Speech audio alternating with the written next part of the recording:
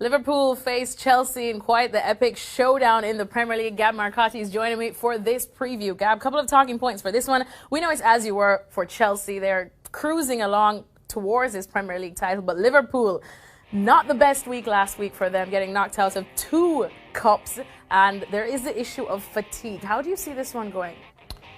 Yeah, on the fatigue front, we need to bear in mind, I mean, the numbers show obviously Liverpool playing 8 games and Chelsea 5, but if guys in Liverpool shirts run out at Anfield and it's not the guys who normally wear the Liverpool shirts at Anfield, is it still Liverpool? Mm-hmm. I don't mean to make light of this, but I counted, I think, probably 2 starters, playing at the weekend against Wolverhampton.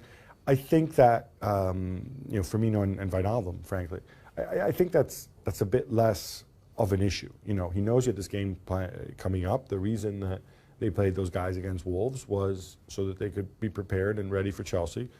So I don't think it's a fatigue from games. I think there's a bit of a stylistic fatigue because the way Liverpool play is just extremely physically taxing.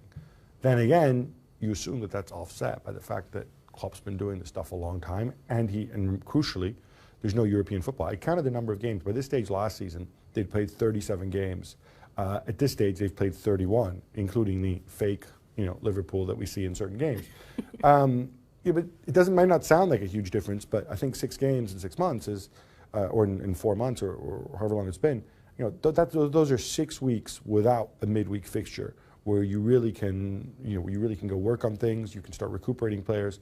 So I don't know that fatigue is going to be as much of or physical fatigue anyway, is going to be as much of a factor. All right, well, a couple of names that we want to be seeing again, Firmino, of course, being one, but Sadio Mane is one that everyone is saying that Liverpool has been missing. He should, or we're hearing he should at least start on the bench, but you don't see any reason why he shouldn't just start, period. Well, I was thinking about this, right? So they made this whole song and dance, private jet from Gabon.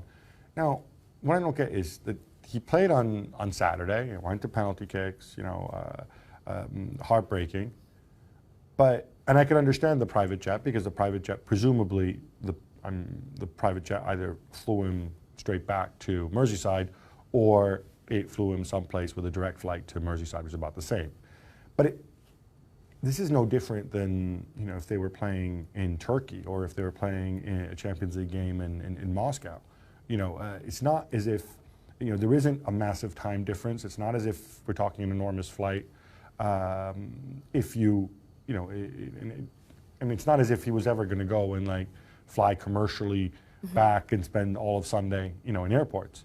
So, as I see it, there's no reason I think that he couldn't go out there and maybe even play from the first minute.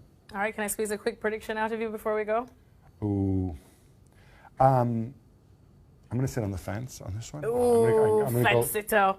I'm going to go for the draw simply because I think when Chelsea want to play for the draw, they can. And I think also psychologically from Liverpool's perspective, while obviously they want to win, what you really want to do is not make it, 4 straight defeats at Liverpool, at Anfield.